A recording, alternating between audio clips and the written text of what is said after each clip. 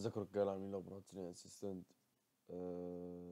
صاحي بدري جدا عشان بس اعمل لكم الفيديو دوت، عشان استقبلكم من امتحان الفيزياء والتاريخ والأحياء.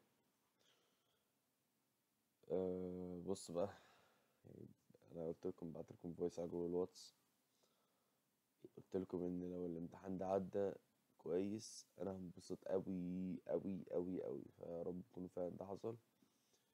وقلت لك برضو امبارح ان دي هتبقى فرصة ان انت تاخد ثقة، فيا رب ان انت تكون لما لقيت نفسك حليت كويس في امتحان زي دوت اللي هو من الامتحانات الصعبة قوي، تاخد ثقة في نفسك. طب عبد الرحمن ما عرفتش حل يا عم، عادي والله يا ابني، عادي يا ابني والله يا جماعة، عادي يا جماعة، يعني عادي عادي، ايه المشكلة؟ ايه المشكلة لما تحل كويس مش كويس؟ عادي.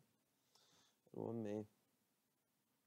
المهم ان احنا نركز في اللي قدام، فاهمني؟ انت لو مركزتش في اللي قدام ساعتها ما يبقاش عادي ان انت ما حلتش كويس، فاهمني؟ بس فمن الاخر كده دعونا نبص على الكومنتات بقى، فاهمني؟